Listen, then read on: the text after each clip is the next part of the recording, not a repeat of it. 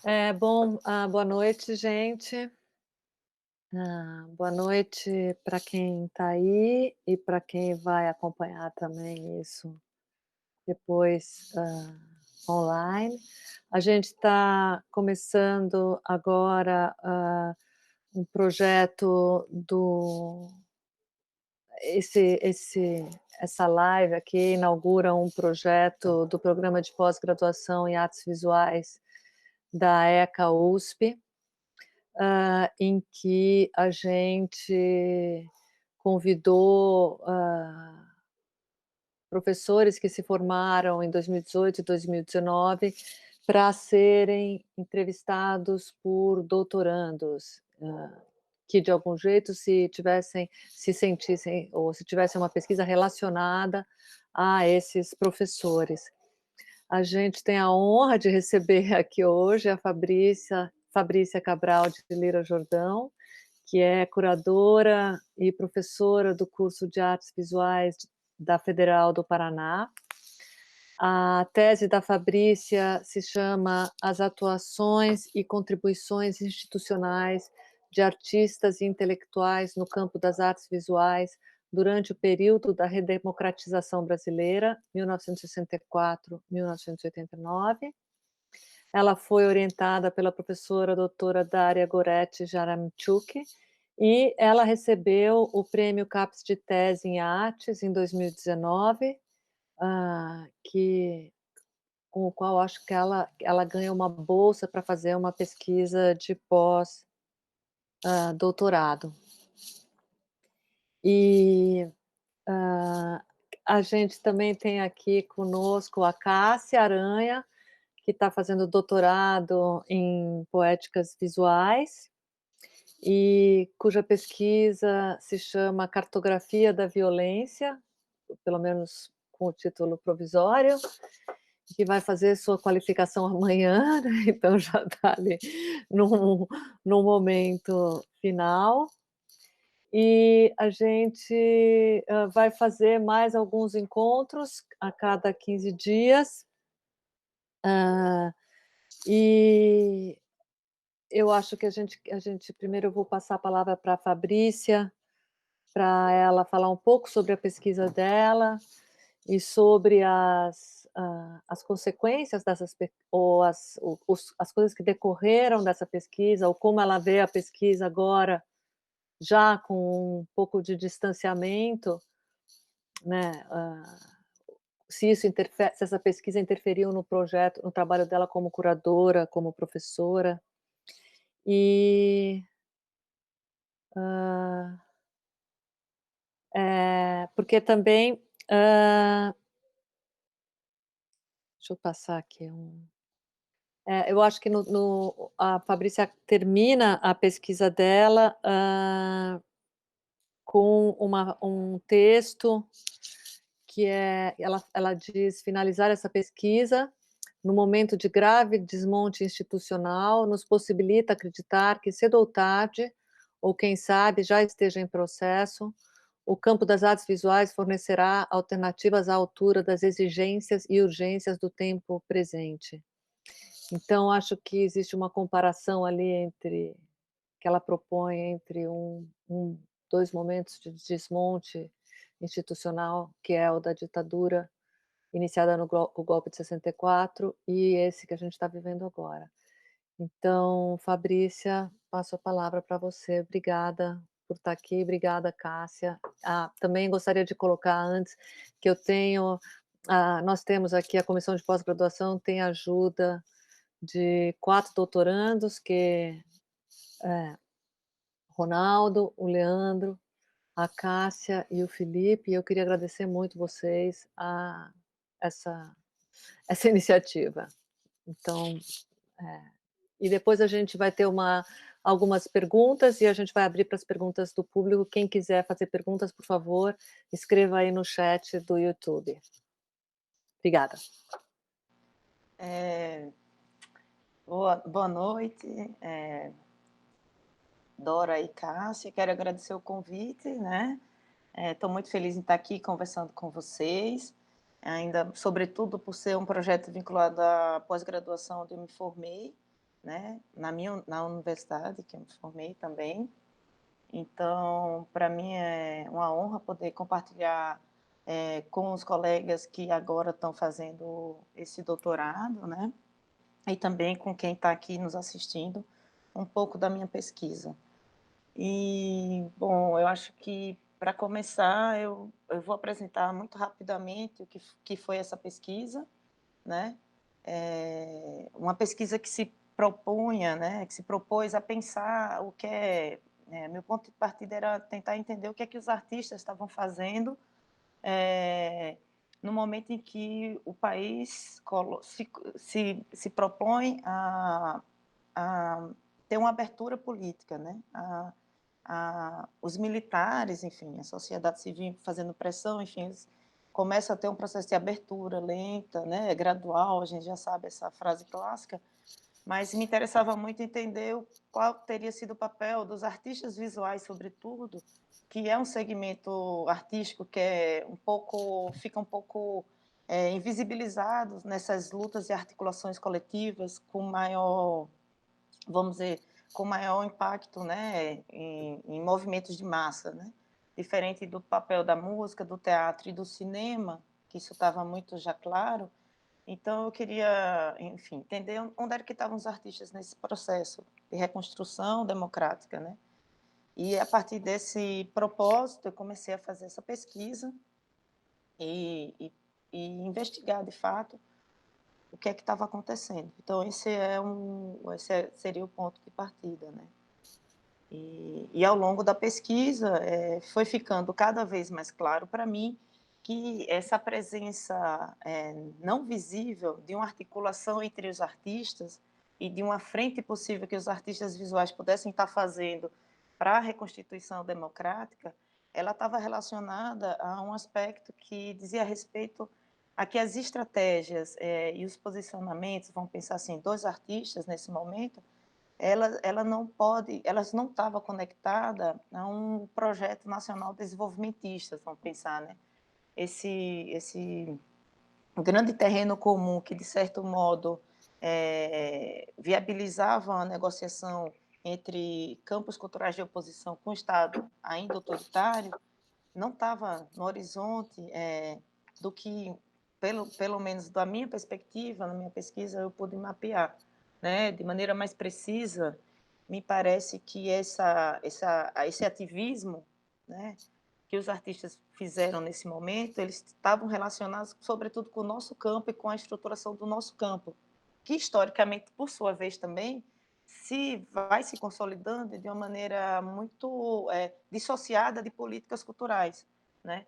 E aí, nesse momento, o que me pareceu que meio que norteava essas ações, que daqui a pouco eu falo um pouco, tem relação com esforços e atuações de artistas já no começo dos anos 70 em estabelecer para uma produção dita mais experimental, mais contemporânea, vamos colocar assim, espaços para veicular a produção, para dar visibilidade, ao estabelecimento de redes entre artistas de várias regiões do Brasil, que vai culminar no momento em que, a partir de 74, o Estado autoritário abre essa possibilidade de conversa com esses artistas que já vinham fazendo esse tipo de articulação e algumas práticas de gestão, a também começar a se inserir dentro dos quadros das instituições, né? Então, e fazer dentro da instituição e não o que normalmente a gente está acostumado quando a gente vai pensar arte e ditadura, né?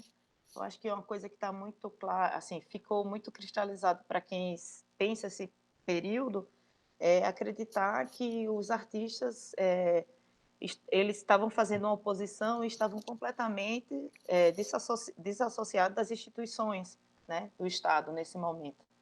Então, ao longo de 21 anos, também me parecia pouco provável que o campo das artes visuais mantivesse o mesmo tipo de relação com o Estado autoritário. E eu acho que uma das contribuições da minha pesquisa nesse sentido é demonstrar que esses artistas, muito embora inegavelmente eles estivessem em lados opostos, né, eles não eram coniventes nem estavam sendo cooptados pelo Estado autoritário, mas eles ao longo da redemocratização, eles atuaram e estiveram presentes dentro das instituições do Estado ainda autoritário, fosse na esfera municipal, estadual ou federal. Então, eu acho que, basicamente, esse é um panorama bem rápido, né, do que seria essa pesquisa, e a partir desse entendimento, eu identifiquei esse tipo de ativismo que eu vou nomear como ativismo institucional, e que diz respeito a essa presença dos artistas nas instituições, tentando ajustar e modelar uma política cultural e, de fato, se voltasse para a estruturação do nosso meio, das artes visuais, né? Isso eu estou pensando, sobretudo a partir do governo de Figueiredo, né? Seria 78, mais ou menos, e se desenvolvendo ao longo dos anos 80, né? Então, eu acho que isso é um aspecto, enfim, importante que a gente pode retomar, porque diz respeito, contra um pouco a todo esse imaginário que posiciona os artistas como completamente outsiders, né? Enfim. Bom, eu acho que para começar, eu não sei se está claro mais ou menos, basicamente isso dá conta, né? Não dá conta não, mas é um pouco o que é a minha pesquisa, né? E como é que essa pesquisa, se ela impactou na minha trajetória, eu acho que essa pesquisa ela é um desdobramento da pesquisa que eu já vinha fazendo no mestrado, é um aprofundamento, e eu acho que ela vai se desdobrar de outras formas, obviamente, acho que em todas as pesquisas que eu faça, porque eu acho que fazer pesquisa é também projeto de vida, né? É também entender me entender nisso tudo, entender o lugar da arte, qual é o papel social e transformador da arte, assim, né? Mesmo entendendo a arte como um lugar de autonomia, mas também é uma perspectiva que também acredita que a arte ela transforma a realidade, né? E acho que isso meio que norteia também, não só minha existência, mas também as pesquisas que eu já fiz, que eu faço, né? Então, acho que é por aí para a gente começar. Enfim. Obrigada. Cássia, você quer... Quero sim. Bom, Fabrícia, primeiro eu queria agradecer muito você ter aceitado o nosso convite. Fiquei muito feliz de poder participar desse diálogo com você. E eu li sua tese e realmente ela tem uma conexão com a minha pesquisa, né, de doutorado, orientada pela professora Dora, né?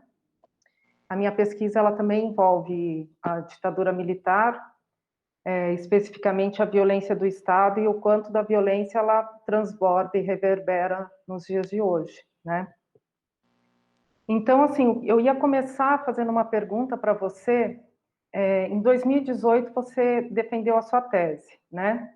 E 2018 foi um ano muito importante, que foi o ano de eleição presidencial, quando o presidente Jair Bolsonaro foi eleito, e também foi o ano que o Museu Nacional foi incendiado, né? Então, quase uma representação simbólica do que seria esse governo atual, né? Esse governo da destruição. Então, eu queria que você falasse um pouco das dificuldades que você enfrentou para defender a sua tese, terminar a sua tese, já que você já pegou um período de tensão, né? E o tema da sua pesquisa é um tema que envolve ativismo. Então, queria entender um pouquinho quais foram essas dificuldades e como que você superou essas dificuldades. Foi a minha pesquisa inteira foi desenvolvida nesse caos, assim, que já estava anunciado, né? Enfim, que começou em 2013, então eu termino o meu mestrado em 2013, né? Enfim, que a gente já tinha ali alguma coisa estava se constituindo ali, a gente não tinha muita clareza. Mas, de fato, quando eu inicio a minha pesquisa do doutorado, acho que é importante dizer que durante um ano eu fiz uma outra pesquisa, né? Eu não estava com essa pesquisa que eu defendi. Então, eu passei com um projeto de pesquisa que pretendia estudar o papel do Itamaraty no Cone Sul, né? E o lugar da arte nesse projeto do Itamaraty para o Cone Sul durante a ditadura militar. E passei um ano estudando isso. E depois, conversando com a minha orientadora, né, e eu acho que também isso é importante dizer, né, eu acho que esse período todo que foi super difícil, foi muito importante essa conexão com a minha orientadora para me dar apoio e respaldo, assim, né. Então, a gente conversou desde mudar o projeto, e passar a fazer essa pesquisa que, como eu falei, já tinha relação com o meu mestrado, eh, e só isso já foi uma coisa que quem está fazendo pesquisa sabe que não é fácil, né, assim, você passa um ano pesquisando uma coisa, de repente você muda, você vai ter 3 anos para fazer uma outra pesquisa, enfim, Aham. e prazo, e qualificação, e aí, por aí, né. Mas aí, enfim, a Dária concordou, e me super apoiou, e a gente continuou, e de fato, foi a decisão mais acertada, né, porque tinha que ser essa pesquisa. E aí, ao longo da pesquisa, não só a eleição do Bolsonaro, mas teve desde todo o processo da Dilma e a prisão do Lula, né? Eu ainda sou filiada ao PT. Então, foi um momento muito difícil. E numa frente, foi muito difícil lidar com essa realidade atual, que eu percebia como sendo um filme pior do que o que eu estava estudando, né? E adoeci muito, né? Enfim, no mestrado, a gente adoece fazendo pesquisa também, não sei quanto, né? Quantas pessoas adoecem, mas eu adoeci muito, tive muitos problemas de saúde decorrente de toda essa pressão que né? Você está pensando e, sobretudo, de um nível de entrega, porque, como eu falei, né? Não é uma pesquisa qualquer, não existe essa coisa de meu objeto de pesquisa. Eu sou isso, entendeu? Então, é uma coisa muito conectada. E aí, e se por um lado eu tinha essa realidade política que estava se configurando como uma repetição daquilo que eu estava estudando, do outro lado eu tinha um monte de artistas que faziam parte da minha pesquisa, que eu estava conversando, né, não conversando pessoalmente, mas lendo os posicionamentos, vendo como eles reagiam, como eles estavam respondendo a um período ditatorial, vendo quais eram as estratégias que eles estavam pensando para tentar, dentro do contexto da abertura política, fazer alguma coisa, e que também me desautorizava no meu entendimento do que era ser um ativista político. Então eu estava num lugar que, assim, eu estava sem respiro, entendeu? Porque para mim, é importante dizer também, o meu avô materno, ele foi um preso político, né, ele era comunista, Uhum. então foi torturado, foi tudo isso. Então, para mim, eu entrei no projeto do doutorado ainda muito com essa bandeira, assim, né, ou você está de um lado ou está de outro. E, de repente, eu via o Carlos Ilho, eu via, né, a própria Iole, que não é, mas sobretudo o Carlos Ilho, e outros artistas me dizendo que a gente pode fazer política de outra forma, né? Que não é só isso, né? A política não é isso, a política é mais do que isso, e, sobretudo, me mostrando que a arte, o trabalho de arte, é política, né? Assim, e por mais que, enfim, não sei quem aqui está me ouvindo, que também já passou por isso, ou que a gente tem muita fé, eu vou usar até essa palavra assim, na arte, mas parece que na hora que a gente vê o trabalho, a gente fica meio que, está faltando, o que é que está faltando? Não está faltando nada, está aí, entendeu? E aí, para essa pesquisa, eu tive tive que administrar essas duas perspectivas, né? Um entendimento Uhum. muito mais sofisticado e complexo do que é um ativismo, artístico, né? Por um lado, e por outro lado, vendo uma repetição e vendo os rumos que estavam se tomando na política, que eu sabia que não ia terminar nada bem, né? Assim, não tinha como. E aí foi isso, mas consegui terminar a pesquisa, assim, né? Enfim. Você acha que toda arte é política? Sim, Por se não é quê? política, não é arte. Pode se apresentar como tal, né? Uhum. Não é. Porque, considerando, né, que porque a arte, toda a arte, eu acho que tem uma tarefa, assim, e é claro que outro dia eu ouvi, enfim, eu vi a palestra da Dora e do Kamenetz, eu fiquei muito emocionada, assim, fiquei tive que parar várias vezes, porque para mim aquilo era que eu estava começando a nomear coisas que ainda não sei o nome, né? Mesmo tendo feito um mestrado e um doutorado que discutia a relação da arte com a ditadura, a arte política, né? Então, mas eu não tenho dúvida, né, de que se a arte não se propõe, desde a autonomia que possui e da especificidade que possui, transformar alguma coisa, e para mim a política é o espaço da transformação, então é o quê? É um objeto de design? Sei lá, até design faz, né? Não sei. Eu não sei te responder essa pergunta, Cássia, mas para mim sim. Uhum. E então, Fabrício, uma outra coisa que eu queria também conversar com você, que me chamou a atenção, é que na sua tese você divide o ativismo, né, cultural durante a ditadura em 3 períodos, né? Uhum. Mas eu queria que você explicasse um pouquinho o que diferenciou esses 3 períodos, o que mudou dentro desse contexto e explicar um pouquinho. Uhum. Eu acho que essa é uma questão importante, porque, como eu falei, né, a gente tem esse imaginário muito consolidado de que 21 anos de ditadura, a gente se relacionou, a gente, enquanto campo, né, se relacionou da mesma forma. E nessa pesquisa ficou muito claro, né, que de 64 a 68, a gente estabeleceu um tipo de relação, né, com as 5 até a abertura, um outro tipo, e da abertura até, né, enfim, a saída dos militares, a gente vem em um outro processo, né. Então, eu acho que é claro, essa é uma perspectiva bastante esquemática, não é que a gente só teve um tipo de relação, de 64 a 68, né, então todo aquele por exemplo, dando um exemplo, né, que eu acho que é sobretudo essa atuação de 64 a 68, que é uma produção bastante panfletária, né, a gente pega o Geschman, o Carlos Ilho, o Antônio Manuel, né? E a gente vê uma produção que a gente pode colocar muito panfletária, porque é bastante literal nas estratégias, né?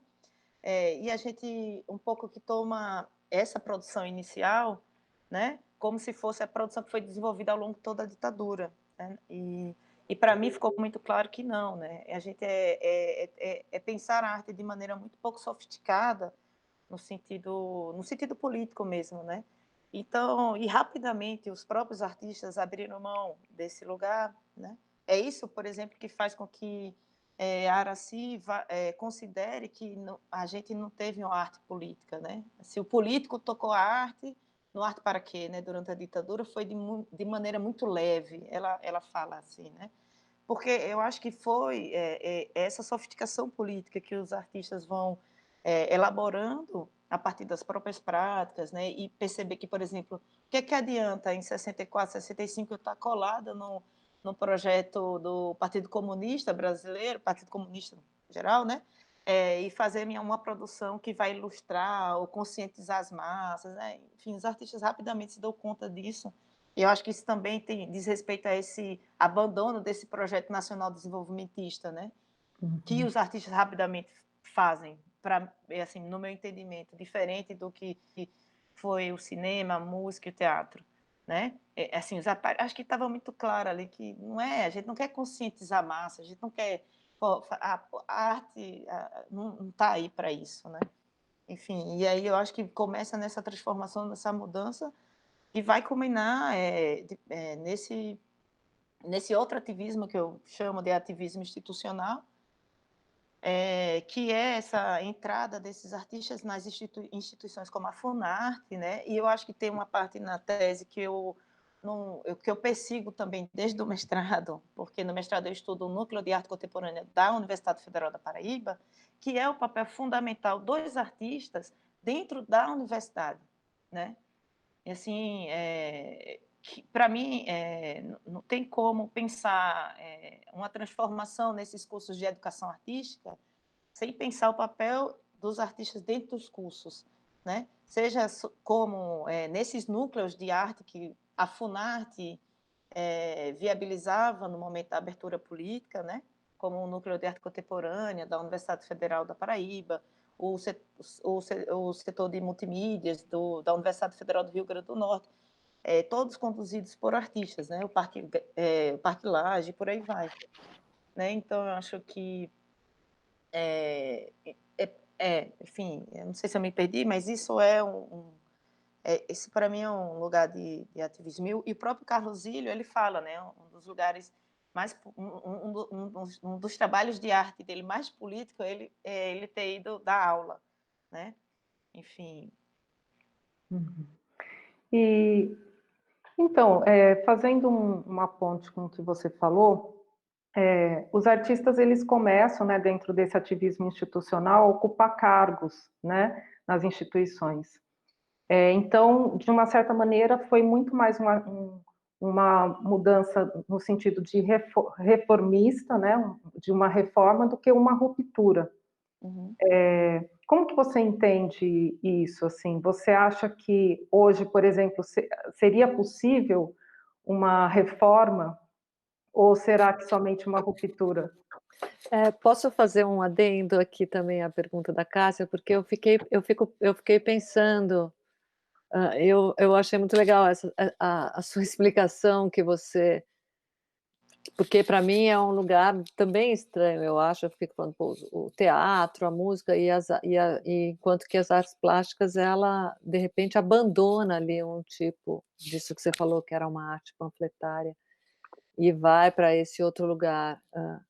Mas eu fico pensando assim, isso que a Cássia falou, sabe, tipo, se o presidente agora me convidasse para ser ministra da cultura, eu não iria de jeito nenhum, quer dizer, em que lugar que também você consegue, sabe, você se adapta ali a uma, você aceita tomar parte de um governo que você sabe que está torturando gente, né, no caso do, Sim. isso eu achei muito estranho, eu gostei muito de ler e eu entendo isso que você está falando desse lugar que você ficou, mas eu queria que você, se você achasse que você acha que isso, sabe, se você se coloca nesse lugar, tipo hoje, que nesse momento que a gente está vivendo, você é convidada, vou convidar você para ser diretora da, presidente da CAPES, ou sei lá, ministra da educação, você entendeu? Uhum. Eu acho que esse foi é isso, né, um dos aspectos, assim, também que foi muito doloroso, e é porque também você está fazendo essa pesquisa, você está muito entregue, né, e um pouco desse dilema dos artistas eu também sentia, sabe, lendo, assim, vendo o que é que os manifestos, né, o constrangimento, por exemplo, tem atores fundamentais na minha argumentação que eu não consigo conversar, que até hoje eu nunca conversei, porque se recusam inclusive pensar de uma perspectiva reformista, né, pensar que é muito doloroso. Então tem, personagens que eu não consegui entrevistar, eu tento entrevistar há 10 anos e não fala comigo. Mas, o que eu entendo é assim, acho que, sem dúvida nenhuma, Cássia, se a gente considera, né, que até para o Lula se eleger, ele precisou ter a liderança dos trabalhadores, precisou ter uma liderança patronal como vice, que é o Zé de Alencar. Então, a nossa política, né, historicamente, ela não é uma política feita por ruptura, né? Nunca foi. Né? Então, eu acho que também é um pouco. Eu acho que no horizonte da utopia, a gente pode exigir de um artista um lugar de ruptura e de revolução. Mas, primeiro, que a nossa classe, de um modo geral, nem está na classe que faz a revolução. A gente não é povo, né? Nesse sentido, né? O que eu quero dizer assim, é uma elite também, de certo modo, esse meio das artes visuais, né? Então, e também tem uma outra questão que é assim, o Instituto Nacional de Artes Plásticas, ele surge junto com o Serviço Nacional do Teatro, a entrada dos ex-cinemanovistas na Embrafilme. Só que a gente que eu digo assim, essa categoria que eu chamei dos ativistas institucionais, eles só entram na Funarte em 78, 4 anos depois. Então, eu acho que estava claro, né, que não seria possível fazer uma ruptura, mas também estava claro que tinha algum espaço possível. Tinha esse espaço possível porque, como está dito lá, né, existia todo esse desejo dessa abertura, né? E então, em alguma medida, eles puderam fazer muitas coisas, mesmo estando, sim, a gente estava num regime, né? A gente não estava mais com Geisel, né, nesse momento, por exemplo, mas a gente estava com Figueiredo, que mantém o projeto de abertura como foi pensado por esse núcleo que vem com gás, né? Mas e até bem pouco tempo atrás, assim, se dizia que o gás não era da linha dura, né? Agora a gente já sabe, está provado, assim, que ele continuava mandando matar, torturar, enfim. Mas eu acho que também é isso. Eu acho que a gente estava, eu fico assim, né? Eu acho, né? Eu acho. Mas o que eu senti, assim, lendo, vendo, entrando nesse debate todo, é que, cara, a gente tem que acreditar em alguma coisa, sabe? Assim, e essas presenças não foram presenças tranquilas, assim. Eu acho que tinha muito dilema ético, tinha muita tensão, tinha muito medo, assim. Teve muito ataque também, claro, né? Questionamento pelos os outros grupos, o que é que você está fazendo aí, né? Enfim, e eles também bancaram um rolê que não é fácil, né? Como eu falei, muitos nem querem voltar a falar dessa perspectiva, desse momento. Agora, sim, o que eu acho eu acho que não tem muito paralelo com um convite, por exemplo, hoje que o Bolsonaro pudesse nos fazer, né? Esse convite ele não está no horizonte do possível. Assim, a gente não pode nem pensar a partir dessa possibilidade, porque ela não existe. O Bolsonaro jamais convidaria qualquer um minimamente comprometido com qualquer sentido do que seria o papel da cultura como a gente pensa, né? Então, acho que essa questão daí, eu acho que não tem muito... Se a gente estivesse falando no governo Temer, talvez a gente pudesse pensar, sabe? Vamos ver aqui. Mas com o Bolsonaro não tem, né, de fato. E esse convite não vem, ele não... Nem para um segmento artístico mais conservador, nem tampouco para um mais progressista, né? Então, em relação a isso que você falou, realmente, assim, pensar o ativismo institucional dentro de um contexto de um país onde o presidente facilita o acesso a armas e dificulta o acesso a livros, fica até inviável você pensar ativismo institucional. Então, a gente poderia pensar em outra forma de ativismo que não seja nem o frentismo, nem o ativismo da obra. Você fala, por exemplo, em interdisciplinariedade, né? Então, se a gente for pensar as artes visuais separadas do teatro, da dança, não seria o caso da gente pensar, por exemplo, um ativismo integrado, um ativismo onde as artes se conectassem, não sei, é uma coisa que me veio agora. Eu acho que o ideal seria se conseguíssemos fazer isso, né? Mas a gente não consegue articular isso muito bem nem entre a gente, né? Eu acho que essa tão desejada e nunca alcançada frente muito ampla de cultura, se a gente conseguisse fazer essa mobilização, eu acho que seria algo super importante, né? Agora, como é que, se a gente olhar historicamente, como é que essas articulações foram feitas? Elas foram feitas em algum momento da nossa história, né? Quando o teatro, a música, o cinema e as artes visuais se juntaram e fizeram alguma coisa junto, com posições horizontais e por aí vai, né? Então, enfim, eu não sei se esse seria um caminho já... Claro, uma coisa é você fazer um manifesto, uma coisa junto, umas ações assim, né? Mas você pensar estruturalmente, né? Eu não sei como a gente viabilizaria isso a partir dessa unidade, né? Assim, Tem duas perguntas aqui do público, Fabrícia. Uma é do Jorge Luiz, que pergunta se nesse sentido que você estava falando, o Bolsonaro é mais radical e vem para desfazer a abertura da ditadura? Essa é uma pergunta.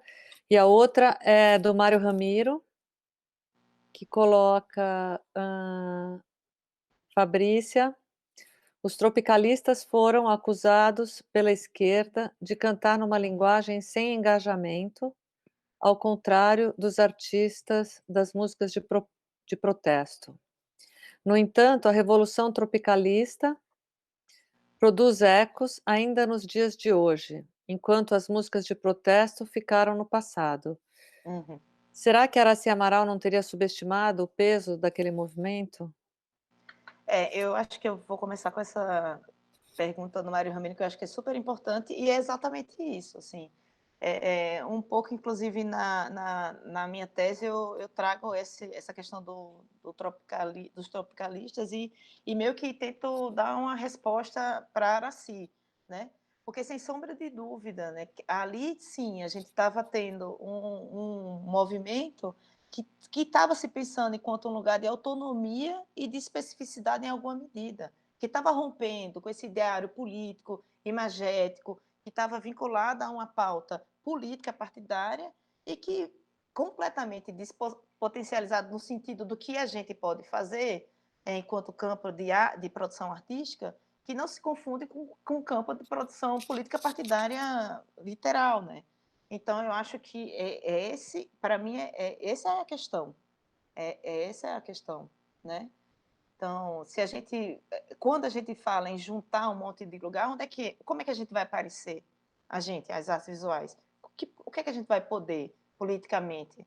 Né? Como é que a gente vai agenciar esses lugares? Assim, a gente vai fazer cenário para teatro? Sei lá, né? Eu estou falando assim, meio que... Mas eu acho que é exatamente essa questão, né? Então, esse poder que a gente tem, esse poder que eu acredito de transformação, e por isso que eu digo que toda arte é política, ele só existe se de fato acontecer desse lugar, né? De muita autonomia e de muita especificidade, que não quer dizer separação, que não quer dizer que é uma coisa completamente deslocada do que está colocado, né? Enfim, é isso. E a questão do Jorge e sim, a Araci, sim, ela não percebeu, de fato. O que me parece que aquela Araci lá, e com todo o mérito e respeito que eu tenho, a trajetória da Araci, mas me parece que o que ela estava exigindo da arte era exatamente esse lugar de muita subordinação a esse imaginário político, estético, partidário, né? É quase que como enfim, isso que me pareceu, né? E com relação ao Jorge, a pergunta do Jorge, Dora, você pode fazer se você conseguir. Posso. Nesse sentido, o Bolsonaro é mais radical e vem para desfazer a abertura da ditadura? Eu não gosto de chamar Bolsonaro de radical, porque ele não inova em nada, ele não traz nada de novidade, enfim. O que me parece, e eu acho que quem tem feito uma pesquisa muito boa e tem nos dado muito um horizonte para entender o que é o Bolsonaro é o João Castro César, professor de literatura da UFRJ, e o que me parece é que o Bolsonaro, né, ele está... quando se inicia esse projeto de abertura política, que em grande medida foi modelado e conduzido pelos militares, né? Fica uma ala não satisfeita, que não queria essa abertura, que não queria passar o poder para os civis. Né? E o que me parece que, quer dizer, a partir do que o João César tem trazido e nos apresentado, é que o Bolsonaro justamente faz parte dessa segunda vertente, né, da instituição militar. Então, ele não traz nada de radical, ele não traz nada de inovador, pelo contrário, né? Então, não acho que ele está instaurando... E também o que é que a gente avançou, né? Nesse projeto democrático, né? O quanto a gente avançou, né? Porque quanto a gente avançou, a gente está vendo a resposta agora com a presença do Bolsonaro e a fragilidade de todas as outras instituições, né? Então, sim, mas sem dúvida eu acho que a gente já faz tempo nessa ditadura, né? Posso fazer uma pergunta, Dora, ou você tem... Não, é que você falou exatamente uma coisa que eu ia perguntar para você. Assim, eu vou voltar em 2018, porque 2018 realmente foi um ano onde muitas coisas aconteceram, né? Inclusive uma exposição incrível que foi no Tomiotaki, aquelas 50 anos, ainda não acabou de acabar, né? Uma exposição que reuniu trabalhos que foram censurados, perseguidos durante a ditadura militar. E o título ele é muito provocativo, né? Ele faz a gente pensar exatamente isso que você falou, o quanto que a gente vive realmente numa democracia. E eu li uma matéria na Folha, a semana passada, que falava de um movimento mundial de desdemocratização, e que o Brasil estava, digamos assim, abaixo do que a gente pode considerar uma democracia, se a gente for pensar na nossa realidade, né, de desigualdade social, violência. Você acha que a gente ainda, então, como artista, a gente ainda tem que continuar lutando por uma democracia, que, na verdade, o processo continua de redemocratização? Eu acho que enquanto mundo, assim, a gente tem que continuar lutando, mas eu acho que se tem esse avanço, né, ou esse recuo da democracia, ele está muito associado com esse negacionismo, né? A Patrícia Valim agora vem publicando uns artigos para discutir o lugar do negacionismo na política e como o negacionismo está associado ao avanço de uma extrema-direita. Então, o negacionismo também é a forma de política do bolsonarismo, né? Então, eu acho que a gente também tem que lutar, eu acho, nesse sentido, né? De desfazer esse negacionismo, né? Agora, enfim, agora eu acho que a gente tem outros elementos, né? A gente tem os algoritmos, a gente tem, né? Eu acho que essa é uma tarefa não só dos artistas, é uma tarefa do mundo, né? Assim, enfim. Uhum. Não sei se eu... Fabrícia, você podia falar, eu sei que que você tem que fazer aí, quer dizer, que você provavelmente vai fazer um projeto de pós-doc. Você pode falar um pouco sobre ele? Você já tem ali ele encaminhado? Ele tem relação com a sua pesquisa, desdobramento, alguma coisa? Eu tenho um desejo de pesquisar um pouco um momento um pouco anterior à ditadura, né? Acho que dos anos 60 um pouco. Como é que é? Porque eu ainda estou pensando aqui, mas eu acho que tem a ver com...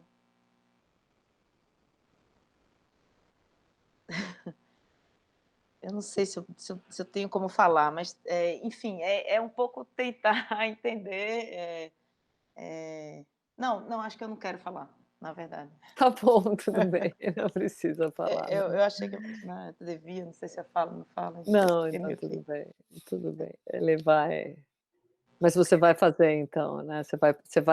Porque você pode também fazer uma bolsa, você pode transformar esse dinheiro em projeto também, né? O Prêmio CAPES. Você não precisa fazer o pós-doc se você não quiser. Não, mas eu acho que enfim, eu acho que sim, eu acho que tem já, estou esboçando, já tem uma coisa pronta, assim, né, para pensar. E é justamente esse lugar, e um pouco essa pesquisa que eu estou tentando agora, que eu penso em fazer, é um pouco mostrar, a partir de uma trajetória, como um projeto que pensa a arte como um lugar de transformação e a arte como política, ele passa a ser um projeto de fracasso institucional, né? Assim, ele não é emplacado institucionalmente. Então, por que essa trajetória de um pensador brasileiro que nunca abriu mão da defesa da arte como a arte como um lugar de política e de transformação concreta, ele é fracassado em todas as instâncias institucionais onde esse sujeito submete essas propostas, né. Então, o que é que isso pode nos dizer? Sei lá, isso é uma hipótese que eu tenho, né, uma perspectiva, é um pouco isso.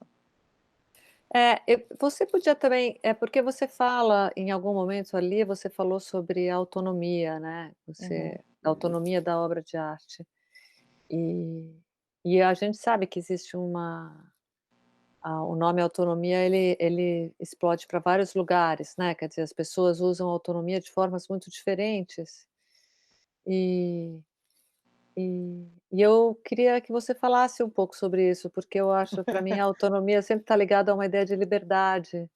E eu Aham. fico pensando como você pode trabalhar com esse pressuposto da liberdade em regimes que não têm, em que a liberdade é cerceada, né, quer dizer, que existe um cerceamento radical, brutal da liberdade, como a ditadura e como o que a gente está vivendo agora, né. Pois é. No título lá desse projeto é Liberdade, Imanência e Autonomia. Então, mas eu acho ainda que esse lugar da liberdade, ela tem que existir, e é um pouco voltando para a questão dos tropicalistas, né, e é uma liberdade que diz respeito a que você possa, produzir, qualquer coisa, né, então, que não esteja, colada a nenhum outro ideário, em nenhum outro, eh vamos dizer, nenhuma outra verdade, não é a melhor palavra, que não aquela, eh, que te faz ou que você entende como o seu exercício de liberdade, né.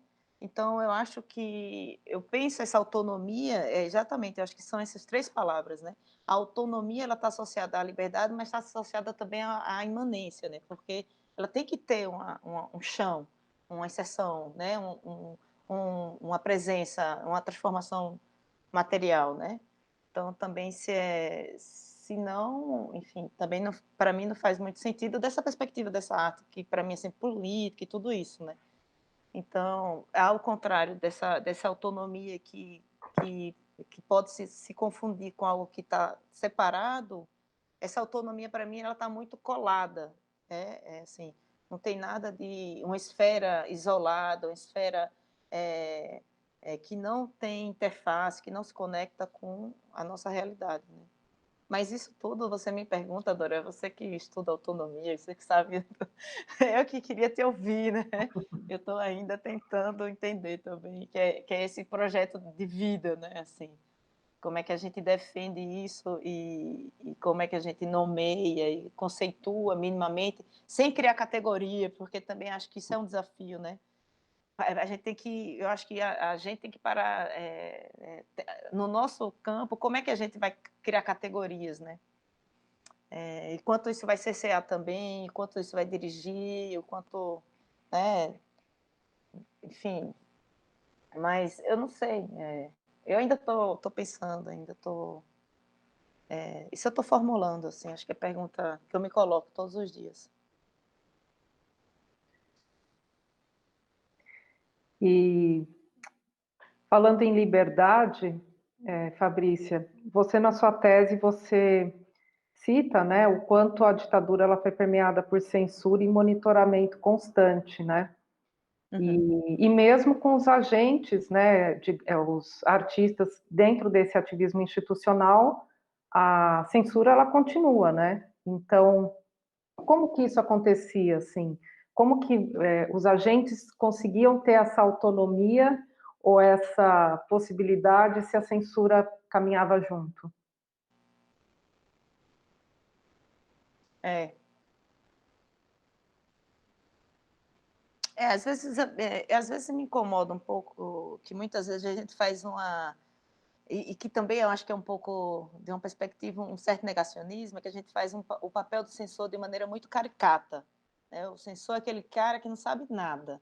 O censor mas não sei se vocês viram o Narciso em Férias, do Caetano, quando ele fala assim: "Ah, eu estava lá, tal, e teve uma hora que me levaram para conversar com um cara, um militar que tinha acabado de chegar dos Estados Unidos, tinha feito treinamento lá, e o militar me falou". não, eu sei o que é que você está fazendo. Você vai sair, mas eu sei o que você está fazendo.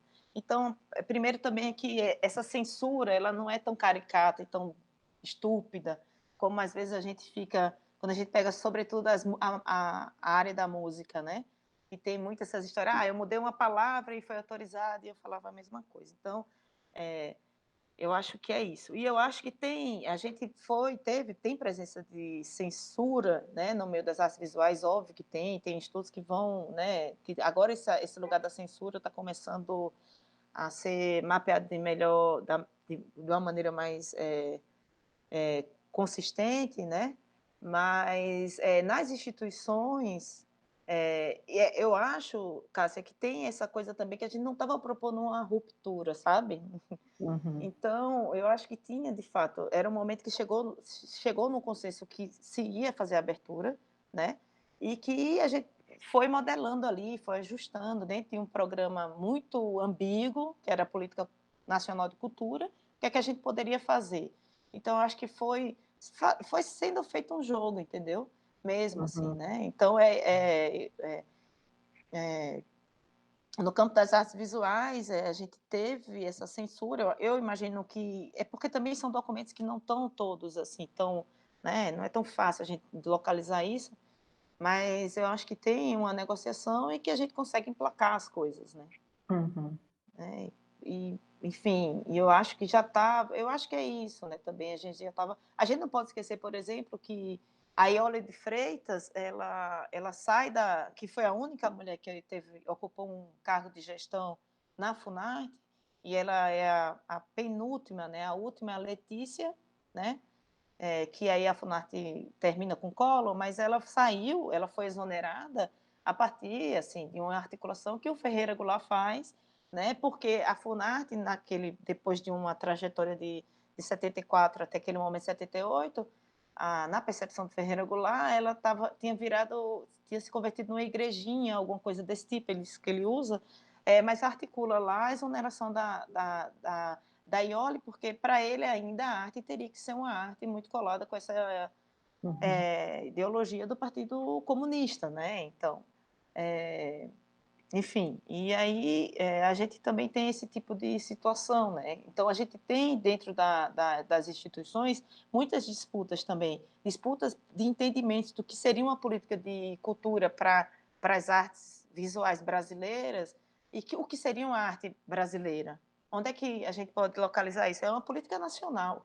A gente está falando de uma política municipal, estadual, é uma política de um órgão federal. Né? Então, você há de convir que tinha muitas disputas. Né? Eu trago uma proposta realizada por um segmento que estava sendo confrontado, questionado. Né? Muita gente fala que virou a Funarte era do Rio de Janeiro, só atendia os artistas do Rio. Um pouco na minha pesquisa eu tento fazer ver que não era só isso, né? Mas é esse tipo de coisa. Então, foi um momento muito complexo, de fato, que os artistas tinham que, obviamente, fazer esses agenciamentos com a censura, né? Mas também tinha que negociar esse campo que estava tentando se restabelecer, se reconstituir, né? Uhum.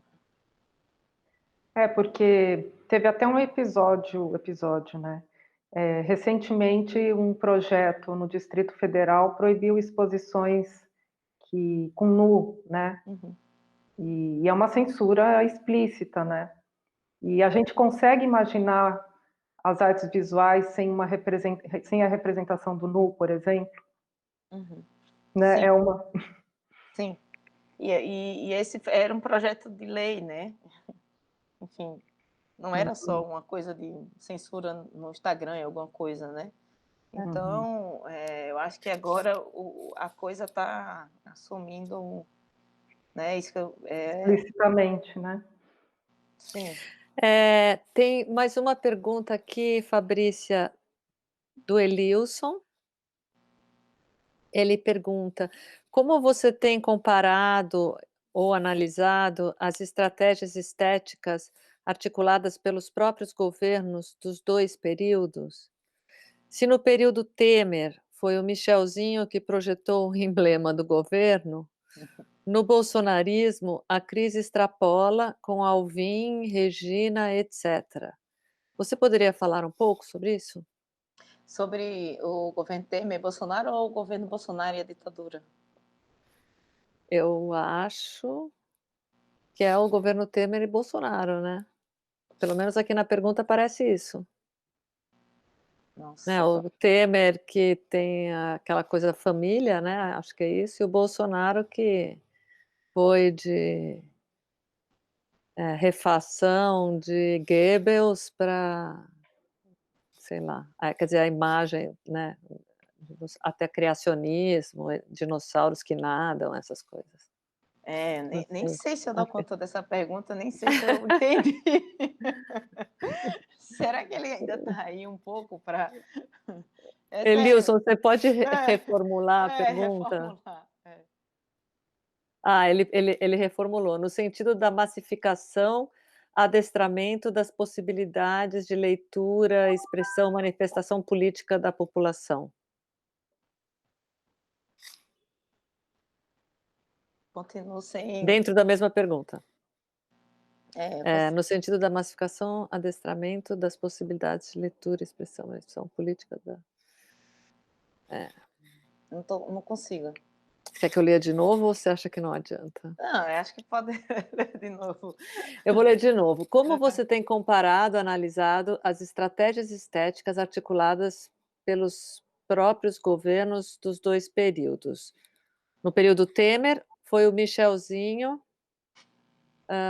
que projetou o emblema do governo. No bolsonarismo, a crise extrapola com Alvim, Regina, etc.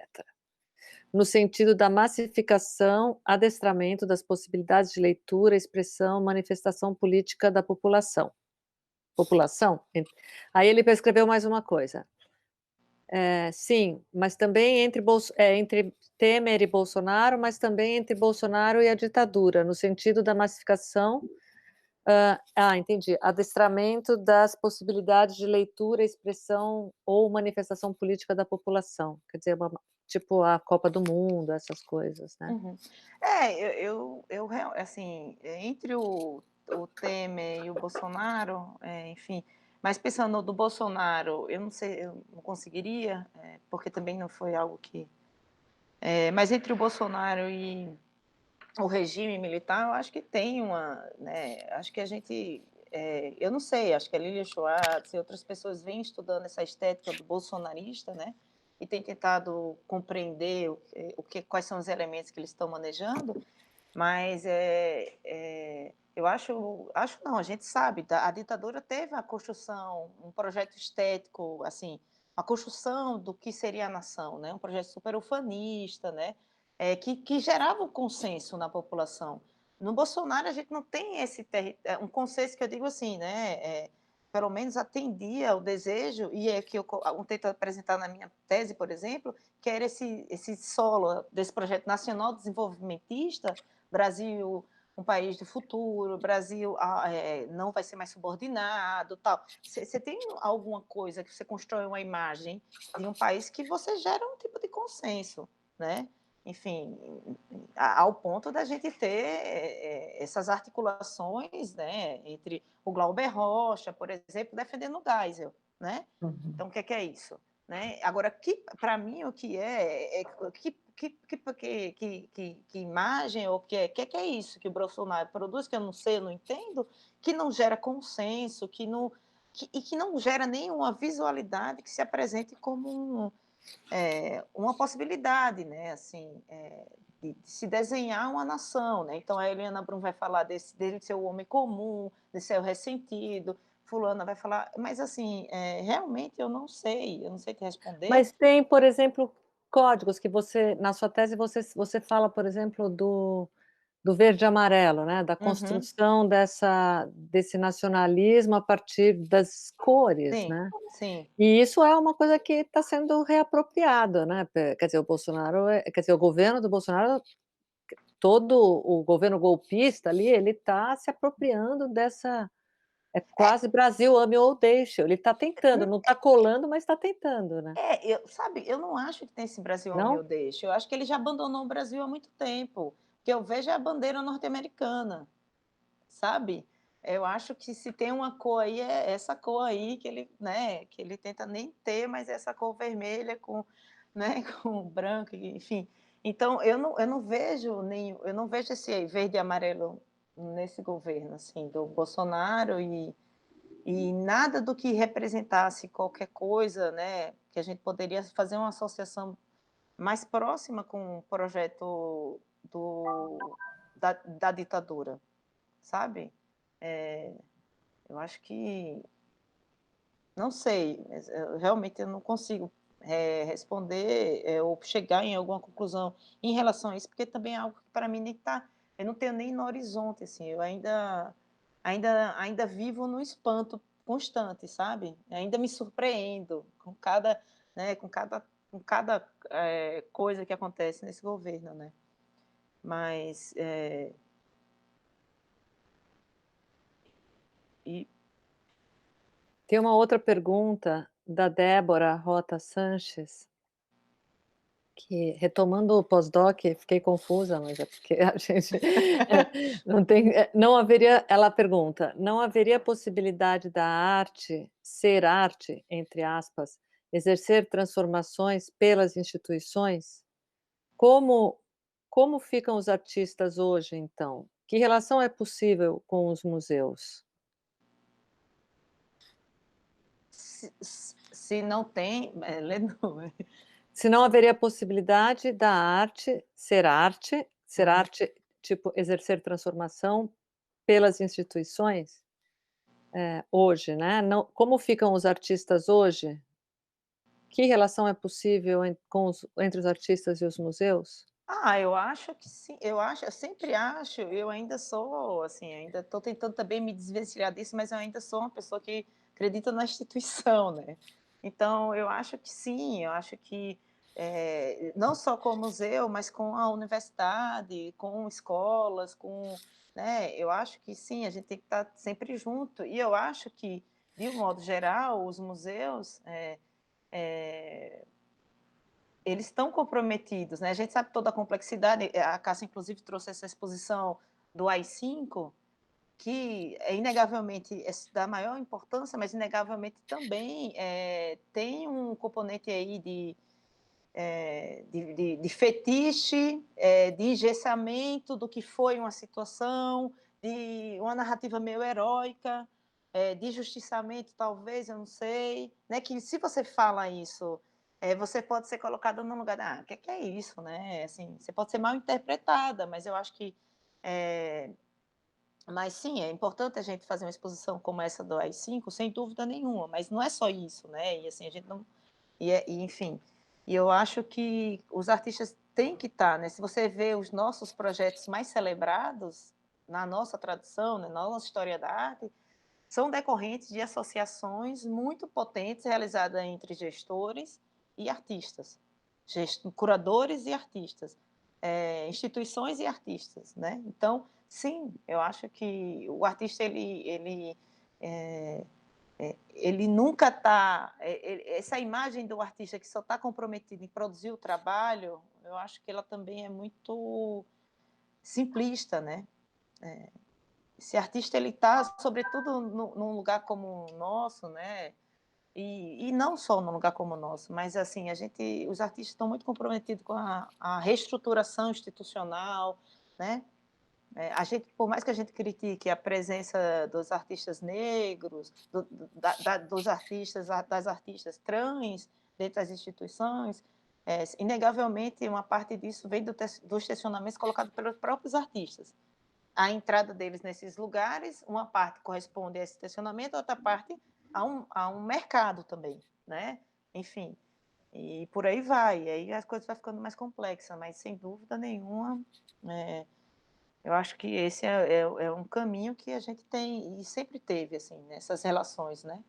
E aí uma das coisas que tem na minha tese também, por exemplo, é demonstrar um pouco que essa propalada, esse artista marginal e outsider, né, ela em parte, ela procede, assim, em parte, né?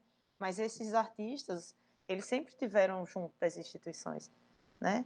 E não sendo condescendentes, não estando ali, né, para garantir uma exposição. eles estavam nas instituições justamente para tentar transformar aquilo e, de fato, faz muita diferença, né. Não sei também se eu respondi. Fabrícia, na sua tese eu até citei aqui, mas depois eu pensei que seria interessante a gente detalhar um pouco mais sobre o que seria ativismo da obra e frentismo. Eu não sei se para todo mundo é claro isso. Você poderia explicar um pouquinho a diferença? É que eu falei e Aham. acabei não contextualizando, né? Uhum.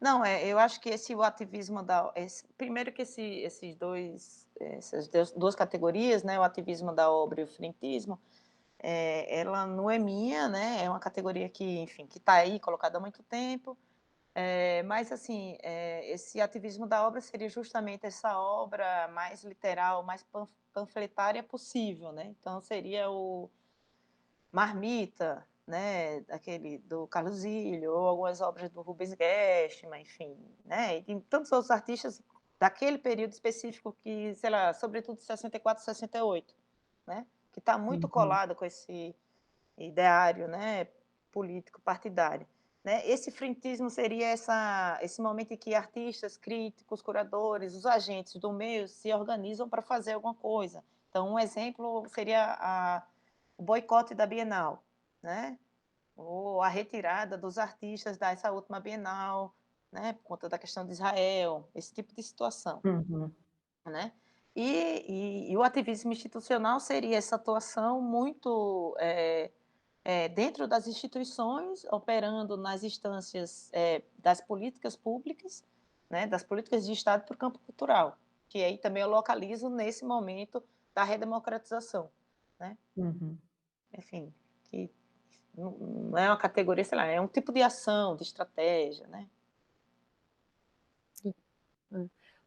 A gente tem mais uma pergunta, Cássia, que é para você, que é alguém queria saber, porque eu falei que foi falado, né, que Uhum. o seu trabalho tem a ver com o da Fabrícia, se você podia falar um pouco sobre o que é o seu projeto e perguntaram também o que significam essas imagens no seu fundo de tela. Aham. Bom, na realidade, assim, o grande ponto, acho que de conexão, né, que eu encontrei na tese, né, da Fabrícia, foi exatamente olhar para um momento da história do Brasil, né, que é a ditadura, e no meu caso específico, a violência do Estado e uma violência que transborda até os dias de hoje. Então, esses retratos que estão atrás, né, aqui atrás, são de pessoas que desapareceram na época da ditadura militar. Eles constam no relatório da Comissão da Verdade, são retratos que constam lá no relatório. E também tem retratos de pessoas desaparecidas hoje, né? Então, essa ideia do desaparecimento forçado, que não se esgotou na ditadura e continua até os dias de hoje. Então, a partir desses retratos, eu acabo trazendo um pouco essa conexão temporal, né, passado e presente. E assim, a ideia já vem lá do mestrado, né, que no mestrado eu já me interessava por lugares que tinham sofrido uma ação de destruição pelo homem e que foram ressignificados. E daí no doutorado eu acabo com a professora Dora, que é minha orientadora, entrando na questão da violência, né? E a violência que hoje em dia é praticada, por exemplo, por abuso policial, violência policial, ou mesmo a violência simbólica, ou o racismo, ou a homofobia. Então, a violência que é também responsabilidade do Estado, né? E daí eu acabo, dentro das práticas artísticas, usando a sobreposição de realidades. Eu acabo me conectando, né, com algumas tecnologias, a cibercartografia, que é a criação de mapas usando recursos virtuais, a realidade virtual, que também me possibilita essa sobreposição de camadas de realidades, e a realidade aumentada, que são algumas técnicas que eu uso dentro desse trabalho, dessa pesquisa. Amanhã é a minha qualificação, e eu estou aqui fazendo uma preparação já psicológica, mas espero que dê tudo certo. E, bom, eu sei que a Fabrícia já falou isso, né, no início, mas o que eu acho que me tocou tanto, Fabrícia, na sua tese, e que realmente eu acho que o prêmio CAPES foi muito merecido, é que ela chama atenção por esse lado da arte que é de transformação social. Quanto o artista, ele tem, né, essa força assim, de transformação social, que não vem só do artista, mas de qualquer pessoa, né, mas que a arte também, eu concordo com você, essa conexão entre arte e política, ela está muito conectada, porque a arte transforma, né? Eu também acredito nisso. Eu acho que a arte pode transformar.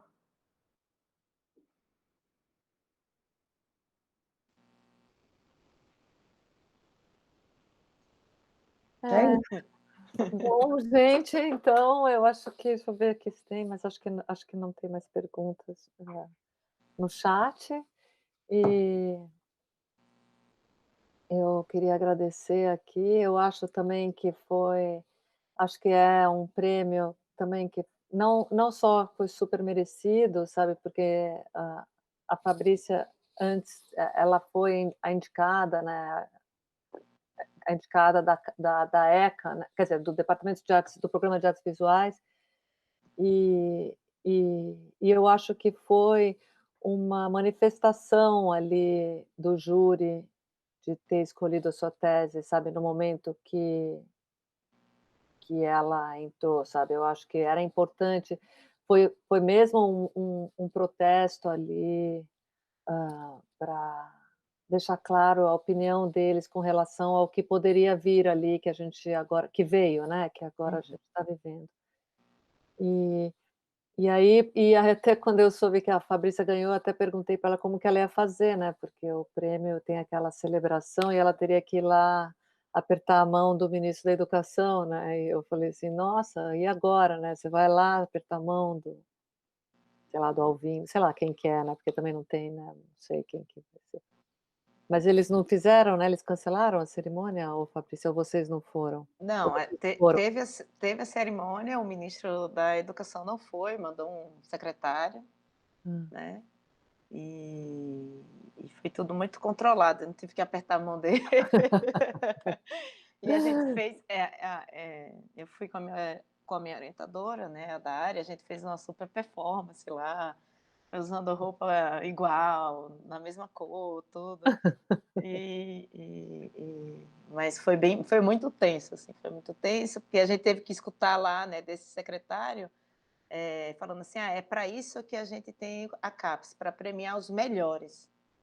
Assim, é isso, a gente quer excelência, é um discurso muito, muito, muito, muito bolsonarista, sabe, assim, então não foi muito fácil, mas tirando eles nem ficou, só falou e foi embora.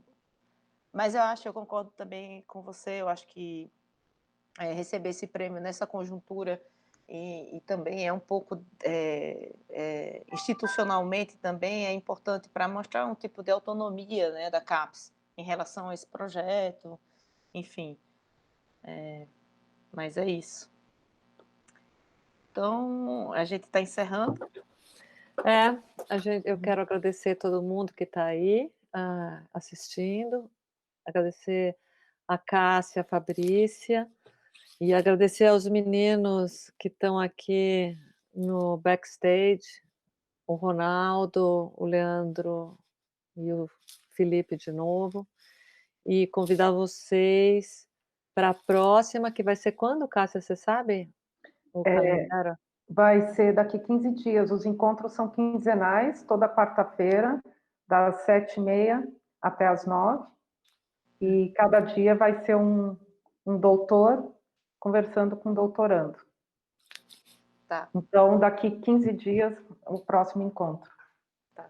Eu quero agradecer também a equipe aí que está nos apoiando, a Dora e a Cássia, foi um prazer, a todo mundo que está aqui nos acompanhando, as perguntas, e é isso, gente, super obrigada. Obrigada, gente. Obrigada.